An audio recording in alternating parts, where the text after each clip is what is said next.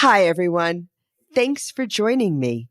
Today, we're having a conversation with Maggie Miller. When I thought about why I wanted to talk with Maggie and share our conversation, it's because of a new stage of life some of us are finding ourselves in, navigating the world of aging parents. Let's say your mom had a fall. Your dad is becoming more forgetful. Your folks change the subject whenever you bring up future plans. You feel like you should do something, but you're not sure what. You want to honor your parents, but aren't sure how. You feel like you're in a fog or like a deer in the headlights. You feel confused, maybe even overwhelmed or paralyzed. This is not how you are normally. This is all new. You need someone to talk to for a whole hour focused on you. Someone to bounce ideas around with, someone objective, someone who can provide perspective, someone who can help you prioritize and help you make a plan. Maggie can help. She's been an executive coach for years and has helped so many people create a process out of a boatload of jumble. I ought to know. Maggie helped me. So, without further ado, let's chat with Maggie. Welcome, Maggie. Thank you, Robin. I'm so glad to be here with you. Maggie, for years, you and I have worked together in research. Times have changed, as has the work you and I have been doing. So, my friend, if you met someone new and they asked about you and the work you do now, what would you tell them? I'd let them know that, yes, I am still doing program evaluation and I'm still doing executive coaching for people in nonprofits. But because of a personal passion and life experience and so much learning that I've been doing, I've actually started coaching adult children of aging parents. Wow, coaching adult children of aging parents. What does that mean and what does that look like? Well, as you said in the introduction, when our parents get older and maybe start to need some support from us in new and different ways, it's sort of like we got a new job, but not one that we remember applying for. And somehow we missed orientation and we're not exactly sure what the job description is. And so for all those reasons, just like with any job, it's helpful to have a coach. With this job, it's helpful to have a coach as we start this new job. Oh my goodness, I never thought of it as a job, but that just makes so much sense. We have no idea in a way, and I don't mean this disrespectfully, but it's almost like raising children. It's a job, and nobody teaches us really what to do or how to be or to process how we feel. And now it's another iteration of that. We are learning how to be with our adult and aging parents. Nobody teaches us what that looks like or how to be or how to feel about that. It's so true. And of course, in our society, it's interesting because culturally, I've talked to people who are with their older parents and their parents were with their older parents and maybe an aunt or uncle or cousin, and everybody's all in it together. But gosh, I haven't lived near my parents for years and years and years. After college, I moved to another town. And so it's a very different kind of trajectory of that relationship. That makes a lot of sense. Many of us don't live near our parents. And is that something, is it different for you to work with folks who live near parents and folks who live further away? It is different. The range of issues, of course, varies from each client. And certainly distance is one of those variations. So some different kinds of things that people bring up to me. Oh my gosh, I was talking to somebody just the other day, and the main issue for her is that her father is a real gatekeeper around her mother and really making all the decisions for her mother. And she doesn't have much of a role, and she feels pretty helpless and frustrated because she feels like her mother deserves better care than she has. But she's not in a position where she has a terrible amount of influence. not a terrible amount of influence. She's not in a position where she has a lot of influence. So that's really hard for her. But then I also have people who, gosh, they do all they can. I'm thinking about a couple where one of them, it's the husband's dad, and they do as much as they can for him, but he's a very independent guy. And he also honestly doesn't say please and thank you a lot, which is really tough for them. And so what is the role of the son? What is the role of the daughter-in-law? That's, that's a real big one. And so obviously that's a whole different set of issues. Care. What kind of care? And how do we even begin to figure that out?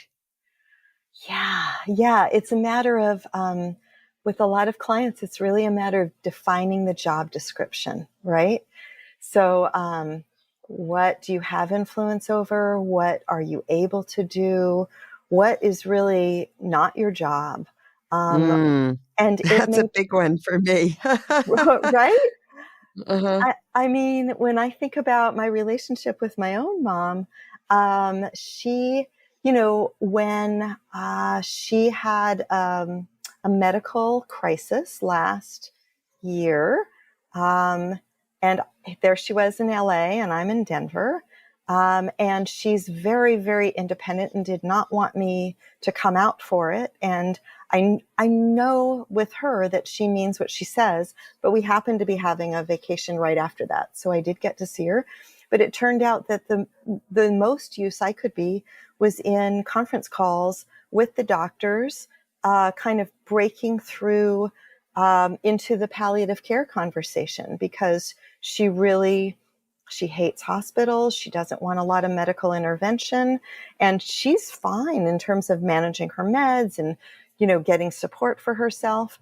But where I was able to be most helpful was in those conference calls and bringing up the topic of palliative care. Now, with the next medical crisis, my job description may be something entirely different. So it really depends on the person and their unique relationship, and also the what's happening at any given day.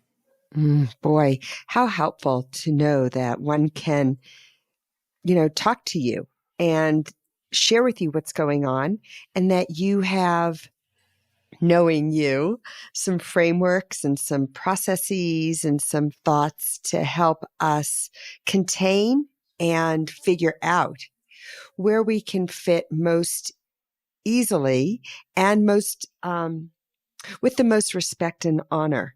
I think that's something that I try very hard to bestow upon all of my parents. I love them, and they are adults, and they, thank God, in the moment can make decisions, but I know that they're also driven by their own styles, if you will.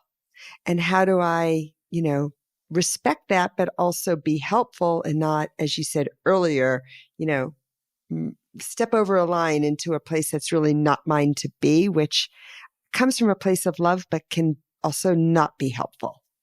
Yes, it's so true. And, I think the whole coaching process can be a little mysterious.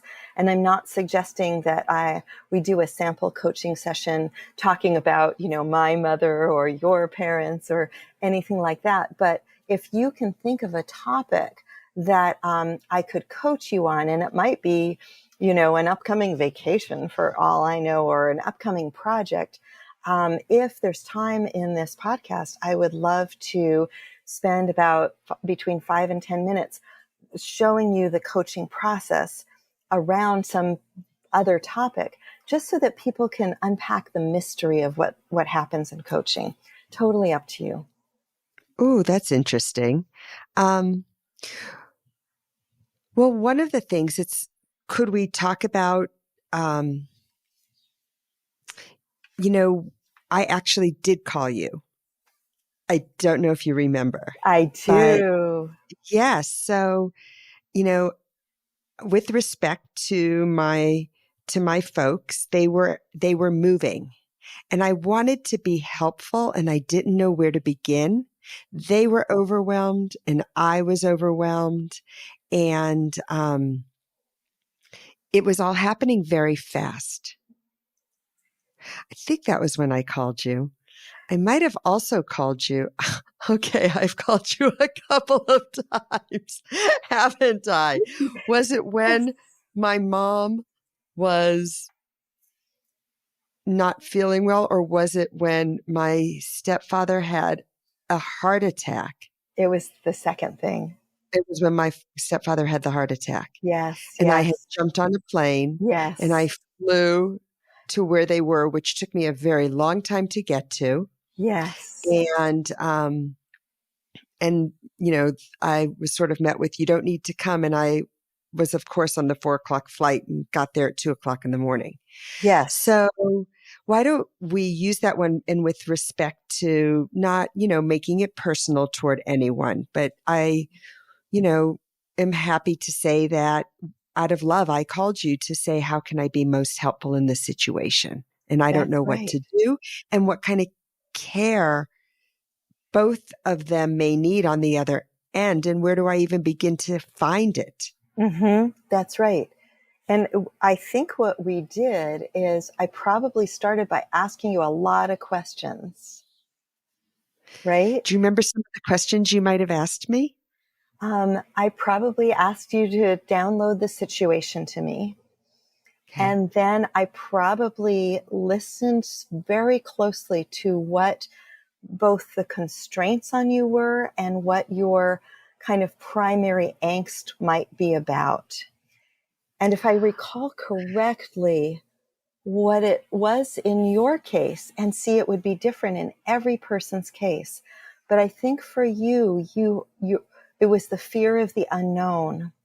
What's going to happen after this? Mm-hmm. And in that situation, and I don't always do it, again, it really depends on the situation.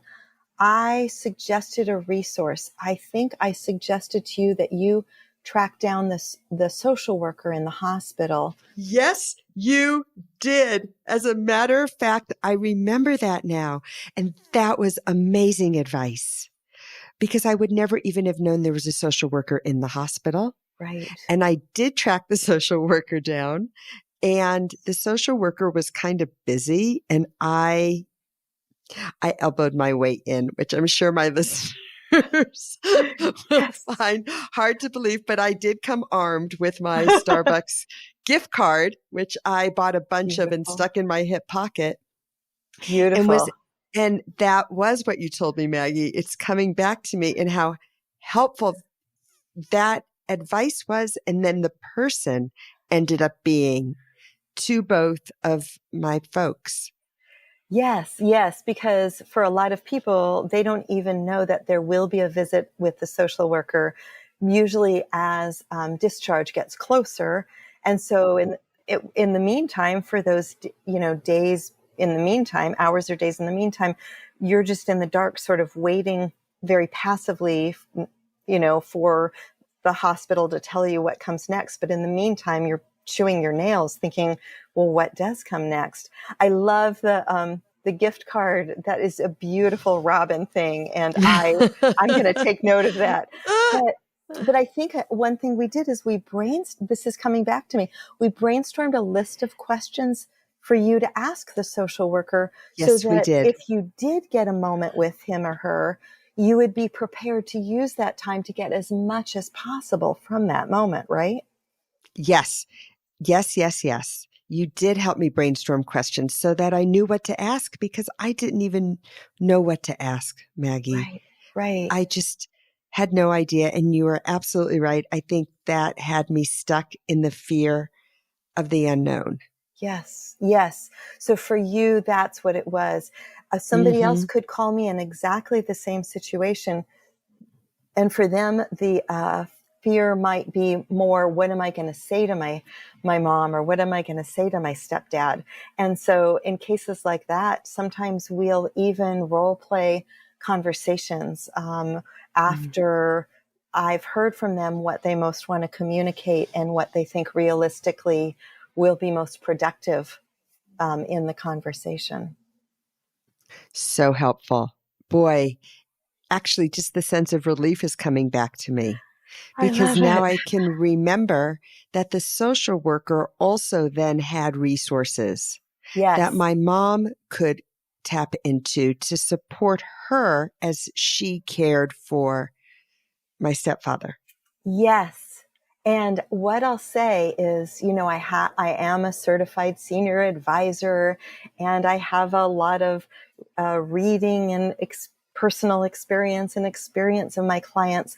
But the field, the job description of caring about an aging parent, and you notice I don't say caring for, because not every Mm, parent wants to be cared for, right?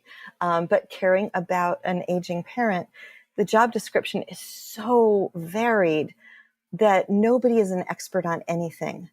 But what I am an expert on is helping people access people who are experts that they might not even know exist, like what you said about the social worker in the hospital. Like, I recently worked with a woman who has 24-hour private care for her mother, and was having some staffing issues. And this is a long distance situation. And she was trying to figure out, should she try to replace the staff, or should she consider a move for her mother into a higher level of care community? And she did not know that there are people out there who are geriatric care managers. Another word for that field is aging life care professional. hmm. And so with her, we got on the website of the association. We did a search based on keywords. I help her identify the keywords. And we found the person for her to call. And she had a couple of meetings with that person. And he did a very comprehensive assessment of her mom and was able to give her some real clear guidelines on what would be the right living situation for her, but also other considerations. Or there's care placement professionals, and there's different kinds and I won't get all nerdy about that, but that's the kind of thing I can also help with, is identifying other people who have real expertise in the specific area that matters. Okay. That alone, we ought to say thank you for being with us. I mean, that is enough to fill our minds with, and and our hearts with some relief to know that you are out there, that we're not alone, that, one can call and brainstorm and come up with keywords and find their way, dropping breadcrumbs to the right source. Yeah. Oh boy, Maggie. Yeah. So, you know, this podcast, as you know, is called Mindful Conversations because my mind is so full of stuff, but I'm wondering, is there something you have heard or read or seen that has impacted where you are today? So much, so much.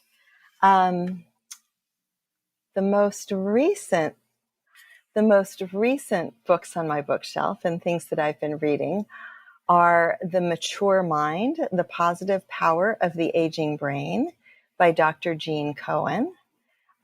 Because here's the thing, we study infant development, we study childhood development, uh, we study college student development. But the only person up until Dr. Cohen who studied adult development, and I'm talking about from the 40s into the 90s and 100 and beyond, was Eric Erickson, who's great. But the Mm-hmm. truth is, basically, the last stage of life was decades long. And what Dr. Cohen does is he's a psychiatrist, he's an MD and a PhD, and he's actually done qualitative interviews, something you would appreciate, Robin, with so many older adults. And he's developed 4 stages within the aging process and also looked at brain changes and it talks about how as we age, our brains can do things that they didn't used to be able to do before. And so it's the opposite of the deficit model of aging. So I just love that.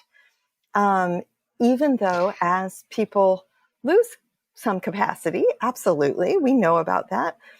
There's capacity that they have that is untapped. So that's one of the things that my mind is full of. That's fantastic. We'll put that in the show notes. I'd love to get, we'll get that name and a link to that book. That I'm going to get that book. That sounds really insightful. And I remember studying adult development in graduate school, and I forget everything I learned Right. because here I am, an older adult. Right. Yeah. What else? Anything else that comes to mind, or? Yeah. Another book that I read recently is called The Song of Our Scars, The Untold Story of Pain by Dr. Haider Warich. And it's beautiful in that he's a Renaissance man. And so he brings in cultural context of pain and medical context of pain. And he talks about the opioid crisis and all that. And I feel like it's a must read for anybody who has the potential to experience pain, which means everybody, because we just don't know what's going to happen to us. And I just found it to be fascinating, somewhat disturbing, but also very inspiring. And it gave me a perspective that I'll be incorporating into my own life and my loved ones and the people that I work with as appropriate. Can you share what that perspective is? Without getting too nerdy, biologically speaking, we get a sensation in our nervous system that is sent to our brain, and our brain processes it, and it may process it as something scary and unknown and threatening. And so the pain causes us to just grip up and can even get worse. And we can get into these pain patterns that actually only worsen with opioid use. Opioids do not fix long-term pain. They actually make it worse. Or our brain can process it as, this is a signal from my nervous system, but I am not in danger. And let me just, there's things like meditation or hypnosis or physical movement with physical therapists that will make our brains reinterpret those signals from our nervous system. So it's all in your head, gets used, it gets weaponized against people who experience pain. And so it's easy to dismiss what's happening in our brain as we interpret pain, but it's actually a very powerful tool to deal with pain. Wow. Okay, that's for sure going in as well, because I can see how that would be so helpful to all of us, no matter how old we are or what's happening, both for ourselves and when we are caring about aging parents. Yes. And if you've got time for one other, I'd love to give you one other that comes to mind as we talk. Would that be all right? Please do. We'll take whatever you will share with us, because even just listening to this episode, I think people are going to have an idea of, oh my gosh, I could do this and I could read that. So please. So this one is called, and I actually read it a year or two ago, and I loved it so much. I took great notes on it and have recommended it to many people. It's called How to Be Sick, a Buddhist-inspired guide for the chronically ill and their caregivers, by Toni Bernhard.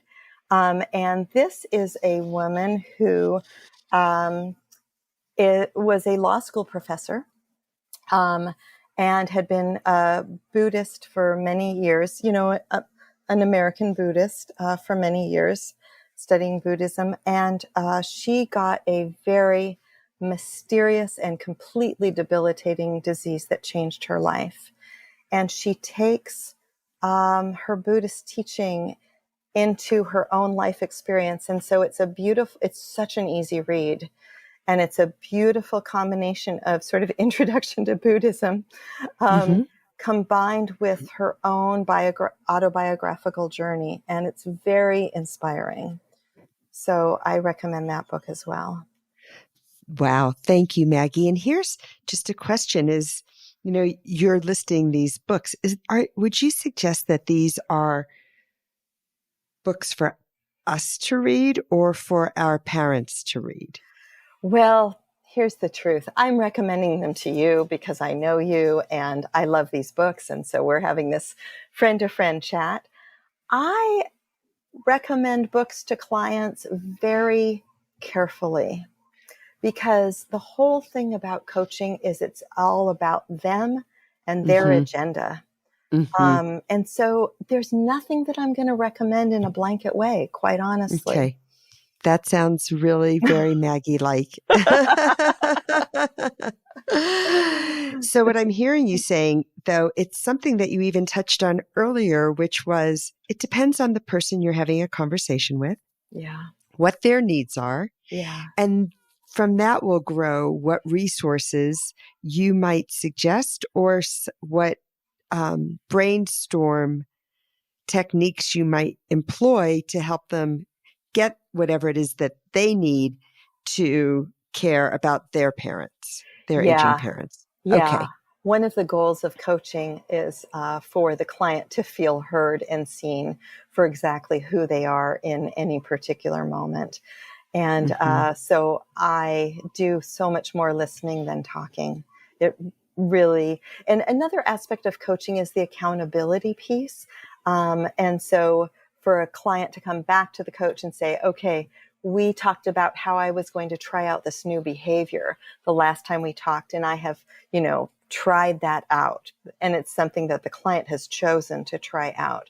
And so even that sort of quote unquote homework completely depends on where the client's at and what they are wanting to take on and to try. Maggie, as I'm listening to you, I'm remembering also that I sent two folks to have a conversation with you and both wrote me thank you notes. Oh, that's beautiful. Both said, thank you for introducing me to Maggie. So listeners, in the show notes will be additional information that you can use if you would like to get more information, to learn more about what Maggie's doing and to read a little bit about where she's been and how she might be helpful today. Thank you, Robin. Good with you, Maggie?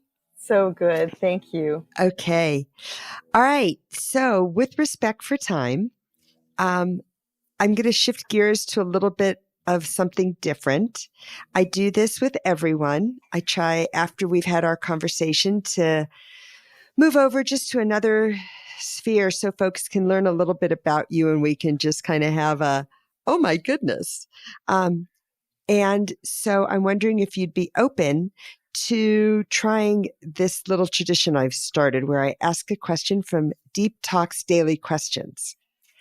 Sounds and as I say in every episode, and everybody probably who listens regularly gets now, that it comes from one of my favorite authors, Dan Pink. Do you know Dan, Maggie? I do not, Okay. but I'm checked it out when you sent me the link. So I'm excited about this. Yes. So what I tried to explain to you was that there are 365 queries that are generated using artificial intelligence. Right. And what one does is they pick a random number between 1 and 365. So, my friend, will you play along and can you pick a number for me? Yes, I would like to choose the number 47. 47. Okay. So let me spin on down to 47. Oh boy. Okay. All right, Maggie. Yes. What is the one thing you would like to accomplish before you pass away? Oh, that's so awesome. Wow. Okay.